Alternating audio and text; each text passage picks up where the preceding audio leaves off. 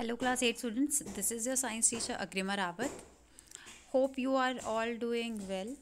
So today we are going to start a new chapter, that is chapter number 10, reaching the age of adolescence. So this chapter is all about that how our body grows into an adult. हमारी body एक adult stage तक कैसे पहुंच पाती है, हमारी body में क्या क्या चेंजेस होते हैं, उस बारे में हम इस चैप्टर में पढ़ने वाले हैं. तो कुछ बहुत ही इम्पॉर्टेंट टर्म्स इस चैप्टर में आएंगे और आप अपनी बॉडी के बारे में बहुत कुछ चीज़ें जानेंगे. Okay, so let us continue with this. So the first thing we should be knowing is what is the term adolescence. Adolescence जो हमने चैप्टर के नाम में पढ़ लिया वो है क्या.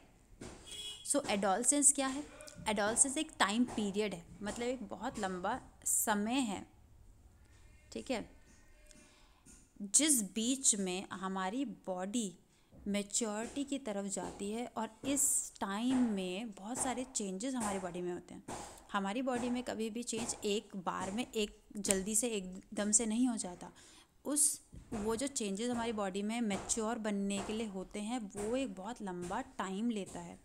और उसी टाइम ड्यूरेशन को या टाइम पीरियड को हम एडोलसेंस कहते हैं, ठीक है. इस एडोलसेंस के पीरियड में हमारी टीनेज वाली उम्र भी आती है. टीनेज क्या होती है, 13 लगता है ना आगे, ठीक है, 18, 19. तो 13 से लेकर 19 की एज को हम टीन एज भी कहते हैं, जहाँ पे टीन लगता है लास्ट में, ठीक है. तो एडोलसेंस को आप टीनेजर्स के नाम से भी जानते हैं, ठीक है. ये वो ड्यूरेशन है जहाँ पे हमारी बॉडी में बहुत सारे चेंजेस हो रहे होते हैं. ओके, सो अगर हम बॉयज़ एंड गर्ल्स में ये एडोलसेंस की टाइमिंग को देखें तो क्या है. स्टार्टिंग बॉयज़ में ज़्यादातर देखा जाता है 11 ईयर्स तक अराउंड आपका एडोलसेंस स्टार्ट हो जाती है. एडोलसेंस एज जो है वो स्टार्ट हो जाती है. एंड कब तक ख़त्म होती है, 18-19. बट ये अप्रॉक्स है, ठीक है. आप बिल्कुल ही फिक्स नहीं कर सकते किसी के लिए भी कि हाँ 11 साल का हो गया तो येस अब तो एडोलसेंस की एज आई गई होगी. ज़रूरी नहीं है. किसी की थोड़ा सा जल्दी भी आ सकती है, थोड़ा सा बाद में भी आ सकती है, फ्लक्चुएट हो सकता है. बट ये हम नॉर्मली कह रहे हैं, ठीक है. गर्ल्स के लिए थोड़ा सा एडोलसेंस बॉयज़ से जल्दी आ सकता है. 1-2 साल का डिफरेंस आ सकता है बॉयज़ से, ठीक है. तो 10 to 11 की एज में आपकी गर्ल्स में एडोलसेंस की एज स्टार्ट होने लगती है. And it also ends at 18 और 19 अप्रॉक्स, ठीक है. ये अप्रॉक्स आपकी एजेस है. अब आगे चलते हैं प्यूबर्टी पे, ठीक है. अब प्यूबर्टी क्या है. अब हमने बोला एक एडोलसेंस की पीरियड चल रहा है, ठीक है. ये एडोलसेंस का पीरियड है, यहाँ पे बहुत सारे चेंजेस हुए. जब पूरी तरह से चेंज हो गए तब कौन सी टाइमिंग आई, तब क्या टाइम आई, प्यूबर्टी का टाइम. जब पूरी तरह से हमारी बॉडी मैच्योर हो चुकी है, रिप्रोडक्शन के लिए कैपेबल है. क्योंकि ये चेंजेस किस लिए होते हैं, ताकि हमारी बॉडी रिप्रोडक्शन के लिए कैपेबल हो सके. क्योंकि रिप्रोडक्शन क्यों इंपॉर्टेंट है, इससे पहले हमने चैप्टर में पढ़ चुके हैं. Reproduction is very much important to lead our generation forward. हमारी जो जनरेशन है उसे आगे बढ़ाते रहने के लिए रिप्रोडक्शन की बहुत ज़्यादा ज़रूरत होती है. तो प्यूबर्टी वो टाइमिंग है जिसमें हमारी बॉडी रिप्रोड्यूस कर सकती है. अब बट वो करने के लिए कैपेबल कैसे हुई, रिप्रोडक्शन कैसे करने के लिए आप कैपेबल हुई है, क्योंकि एडोलसेंस के पीरियड के टाइम पे हमारी बॉडी में जो चेंजेस आए तभी तो हमारी बॉडी कैपेबल हो पाई कि प्यूबर्टी पे पहुंच सके, ठीक है. बात समझ आई, ठीक है. The changes that occurs in the body during the adolescence are an indication that the individual is reaching puberty. तो जो चेंजेस हमारी बॉडी में एडोलसेंस के टाइम पे आ रहे थे वो एक साइन है, एक इंडिकेशन है कि हमारी जो बॉडी है वो प्यूबर्टी की तरफ आ रही है. तो ऐसे क्या क्या साइन देखने को मिलते हैं कि जिससे हम पहचान सकते हैं कि कोई इंसान प्यूबर्टी की तरफ जा रहा है, तो वो देखेंगे हम आगे. तो सबसे पहले कि हमारी बॉडी में प्यूबर्टी के टाइम पे क्या क्या चेंजेस होते हैं, ठीक है. हमारी बॉडी में क्या क्या चेंजेस होते हैं प्यूबर्टी के टाइम पे वो देखेंगे. तो हमारी बॉडी में सबसे पहला जो चेंज हमें देखने को मिलता है that is the height increase. ये बहुत ही विजिबल चेंज होता है हमारी बॉडी का, ठीक है, जहाँ हाइट इंक्रीज़ करती है. तो हाइट इंक्रीज़ कैसे करती है, जो बोन्स होती हैं लेग्स की, ठीक है, legs and arms, sorry in the arms नहीं, एंड लेग्स और आर्म्स में जो बोन्स होती हैं वो लंबी होने लगती हैं, ठीक है, जिसकी वजह से प्यूबर्टी की एज तक इंसान लंबा हो जाता है। तो देख सकते हैं यहाँ पे आपको दिखा रखा है, एक बच्चा है 9 साल का और फिर 19 की एज तक उसकी हाइट इंक्रीज़ हो रही है, ठीक है। यहाँ पे एक गर्ल को दिखा रखा है, 8 ईयर्स की गर्ल है और 19 तक उसकी एज उसकी हाइट इंक्रीज़ हो रही है। तो वो विजिबल ग्रोथ है एक तरह से। और ये क्यों हो रही है? क्योंकि बोन्स जो हैं हमारे लेग्स और आर्म्स की वो इंक्रीज़ हो रही हैं, ठीक है, वो बढ़ रही हैं, ग्रो हो रही हैं। ओके, जो ये हाइट का इंक्रीज़ है ये अराउंड 18 की एज तक चलता है। बॉयज़ और गर्ल्स में थोड़ा बहुत वेरिएशन हो सकता है, ये एक अप्रॉक्स एज या एक फैक्ट दिया गया है, बट ये चेंज होते हैं थोड़े बहुत हर इंडिविजुअल टू इंडिविजुअल में, ठीक है। बट एक चीज़ ज़रूर देखी जाती है कि गर्ल्स थोड़ी जल्दी हाइट इंक्रीज़ हो जाती है, एक लड़कों से थोड़ा जल्दी लड़कियां लंबी हो जाती हैं। बट जब लड़के जो हैं, जैसे कि आप मान लीजिए कि एक लड़का है एक लड़की है, 10 साल के हैं दोनों, ठीक है। तो लड़की की हाइट ना आपको जल्दी से इंक्रीज़ होती दिखाएगी, लड़का छोटा ही दिखाई देगा आपको। बट लड़कों में क्या होता है, बाद में एकदम से ग्रोथ देखने को मिलती है, ठीक है, सडन ग्रोथ होता है लड़कों में। बट लड़कियों में एक ग्रेजुअली होता है वो चीज़, मतलब धीरे धीरे करके हाइट इंक्रीज़ होगी। लड़कों से जल्दी हाइट इंक्रीज़ होती है, दिख जाती है लड़कियों में, बट लड़कों में एकदम से इंक्रीज़ होती है, तो लड़कियों से लंबे चले जाते हैं फिर उसके बाद, ठीक है। ज़्यादातर केसेस में ये देखा जाता है। ये हम प्रॉपरली हम ये नहीं कह सकते कि नहीं ऐसा ही होता है, ये देखा जाता है कंपैरेटिवली, ठीक है। तो लड़कियां the girls grow faster than the boys initially, starting में लड़कियां लड़कों से जल्दी बढ़ती हैं स्टार्टिंग में, बट बाद में वो सब एक जैसा ही हो जाता है, ठीक है। दूसरा जो चेंज बॉडी में देखा जाता है वो है कि बॉयज़ और गर्ल्स जब एंटर करते हैं प्यूबर्टी की एज के टाइम तक, तब तक बॉडी शेप पूरी तरह से चेंज हो ऑलमोस्ट हो चुकी है, स्टार्ट हो जाती है चेंज होना। क्या क्या चेंजेस देखने को मिलते हैं बॉडी की शेप में? बॉयज़ में स्पेशली, पहले बॉयज़ का देखेंगे, बॉयज़ में चेस्ट और शोल्डर्स जो हैं चौड़े हो जाते हैं, वाइड हो जाते हैं। देख सकते हैं यहाँ पे एक लीन सा बॉय है, ठीक है, इसके शोल्डर्स, ठीक है, और जो आपका चेस्ट एरिया है, ये वाला शोल्डर वाला एरिया, ठीक है, और ये चेस्ट वाला एरिया, ठीक है। अब यहाँ पे देखिए ये वाइड हो गया है, शोल्डर भी और चेस्ट एरिया भी वाइड हो गया, ठीक है, चौड़े हो जाते हैं, ठीक है। मसल ग्रोथ होती है क्योंकि बॉडी में, तो जिसकी वजह से ऐसा देखने को मिलता है। और गर्ल्स में जो वेस्ट से नीचे, वेस्ट मतलब कमर से नीचे वाला एरिया होता है वो वाइड हो जाता है, हिप एरिया मतलब, ठीक है, हिप एरिया थोड़ा सा वाइड हो जाता है, थोड़ा चौड़ा हो जाता है, ओके। और ये हो क्यों रहा है? दोनों में बॉयज़ और गर्ल्स में जो पर्टिकुलर रीजन्स में जो ग्रोथ देखी जा रही है वो हो रही है मसल ग्रोथ की वजह से, ठीक है। बॉयज़ और गर्ल्स में आपका जो थोड़ा डिफरेंस है चेंजेस में, क्योंकि बॉयज़ में यहाँ पे मस्कुलर ग्रोथ हो जाती है, ठीक है।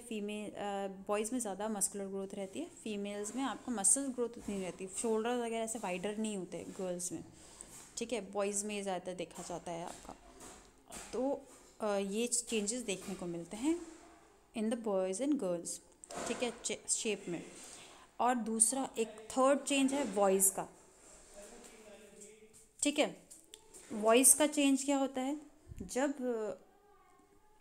जो बॉयज़ हैं, स्पेशली बॉयज़ जब प्यूबर्टी में एंटर करते हैं तो उनकी वॉइस एकदम से चेंज हो जाती है, आवाज़ बिल्कुल चेंज हो जाती है, ठीक है, आवाज़ बिल्कुल चेंज हो जाती है। और आपका जो क्यों हो रही है वॉइस चेंज? क्योंकि जो हमारा वॉइस बॉक्स होता है ना, जो हमारा वॉइस बॉक्स है, वॉइस बॉक्स क्या होता है? जिससे हमारी आवाज़ निकल रही है, ठीक है, वो वॉइस बॉक्स, या फिर हम उसको साइंटिफिक लैंग्वेज में हम उसको लैरिंग्स के नाम से जानते हैं, ठीक है। लैरिंग्स जो है आपका वो डेवलप होता है, ठीक है। तो लड़कों की वॉइस भारी हो जाती है और लड़कियों की आवाज़ कैसी हो जाती है? थोड़ी सी पतली सी होने लगती है, ठीक है। तो ये चेंजेस होते हैं गर्ल्स और बॉयज़ में अलग अलग, ठीक है। तो होता क्या है लड़कों में ना,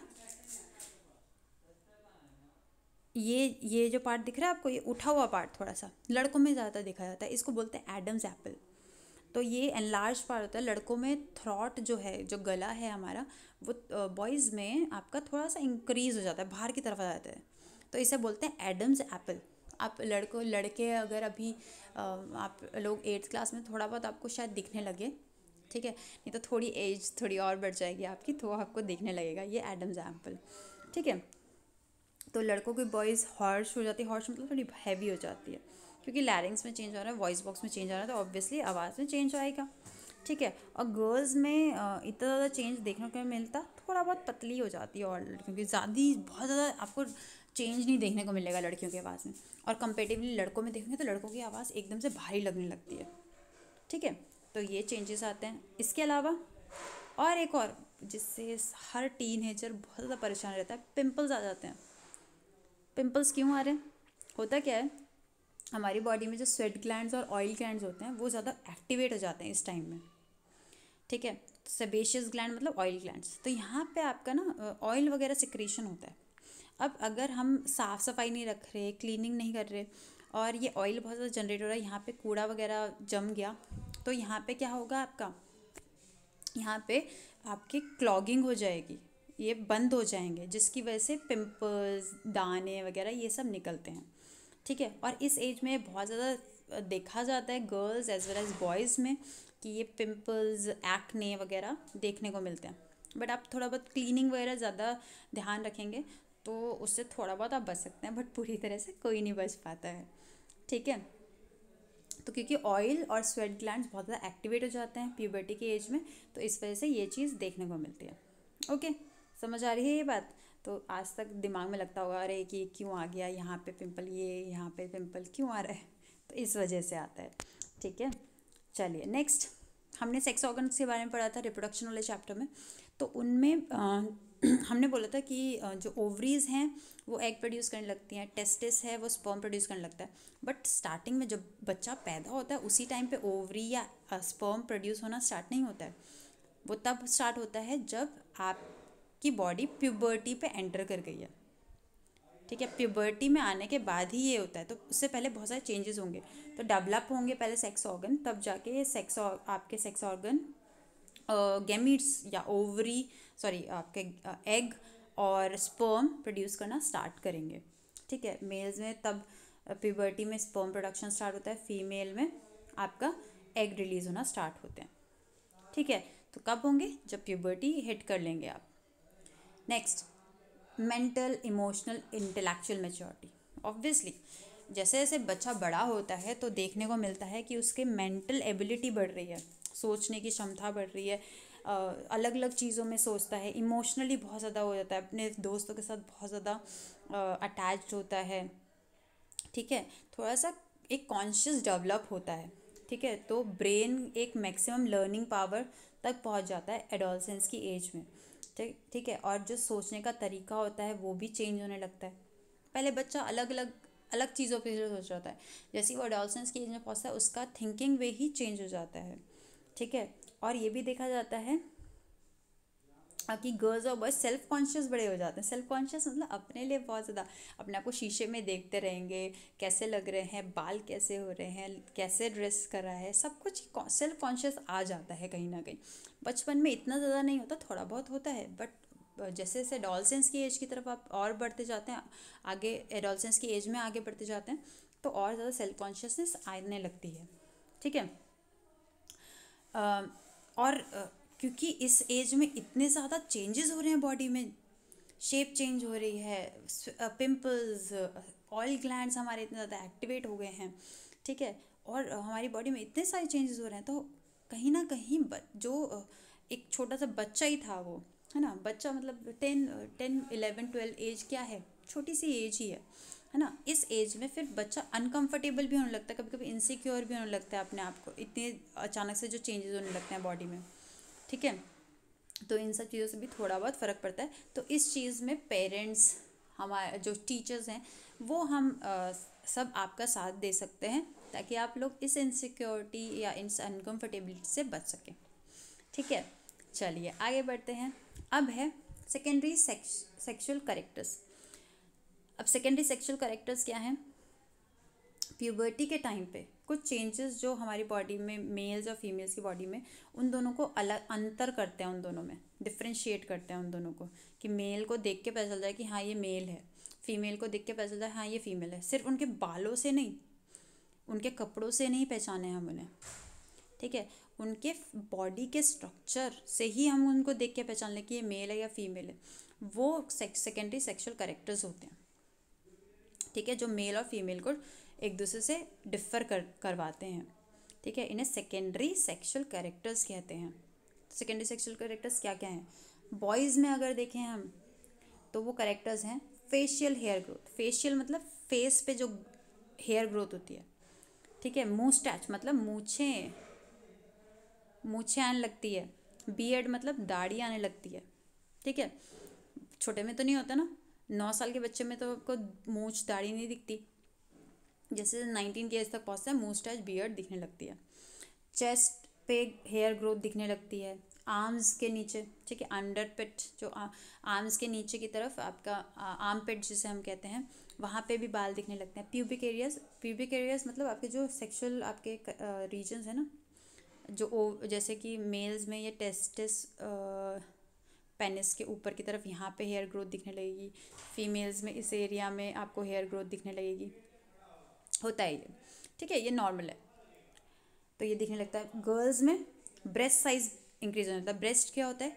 जो फीमेल्स की चेस्ट होती है उसी को फीमेल्स में उसे ब्रेस्ट कहा जाता है, उसका साइज़ इंक्रीज होने लगता है, ठीक है, उसका साइज़ इंक्रीज होने लगता है। और फीमेल्स में भी ये करेक्टर तो सेम है। आर्म्स के अंडर आपको आर्म पिट में आपको एयर्स दिखने लग जाते हैं, ठीक है। प्यूबिक एरिया मैंने अभी बताया आपको, जो आपके सेक्स ऑर्गन्स हैं उनके ऊपर की तरफ भी आपको हेयर्स दिखने लगते हैं, and they are very normal. Hairs होना कहीं ना कहीं अच्छा होता है उन एरियाज़ में, क्योंकि ये एक पर्टिकुलर टेम्परेचर मेंटेन रखता है उस पर्टिकुलर जगह का, ठीक है, क्योंकि वहाँ पे गैमीट्स बनने हैं, तो वहाँ गैमीट्स के लिए एक पर्टिकुलर टेम्परेचर चाहिए होता है। और इसके अलावा आपके जो इन्फेक्शंस वगैरह हैं, कुछ आपके पर्टिकुलर ऑर्गेनिजम्स को वहाँ तक उसकी रीच से बचाता है, ठीक है। बट आपको क्लीनिंग रखने की बहुत ज़्यादा ज़रूरत थी इस एज में। ये जो चेंजेस हुए हैं हमारे बॉडी में, इनके प्रति आपको ये होना चाहिए कि आपको क्लीनिंग बहुत ज़्यादा रखनी है। चाहे वो आपके फेशियल आपको एक्ने या पिंपल से बचना हो उसके लिए क्लीनिंग करने की ज़रूरत हो, या आपके particular body parts, pubic areas हो गए, आर्मपिट्स हो गए, यहाँ की क्लीनिंग रखना मतलब ये नहीं है कि हेयर कटिंग कर दिया आपने। क्लीनिंग रखने का मतलब ये है कि वहाँ पे आप रेगुलरली सोप वगैरह से क्लीन करें, ताकि वहाँ पे कोई गंदगी ना रहे, क्योंकि गंदगी रहेगी तो वहाँ पे आपको इन्फेक्शंस वगैरह हो सकते हैं, ठीक है। तो इन सब चीज़ों का ध्यान रखते हैं। सो आई होप अभी तक आपको समझ आया होगा यहाँ पे हमारी बॉडीज़ में क्या क्या चेंज होते हैं, क्योंकि आप भी अभी इसी एज में हैं, एडोलसेंस की एज में, तो आपको समझ आ रहा होगा कि हम किन किन चीज़ों के बारे में हमारी बॉडी में चेंज आ रहे हैं और क्या आ सकते हैं हमारी बॉडी में changes. Okay, so I hope you have understood this. Okay, so in next video we will talk about some other things जो हमारी बॉडी में इन चेंजेस को करने का रीज़न है एक्चुअल में। Okay, so we will meet in the next video. Thank you.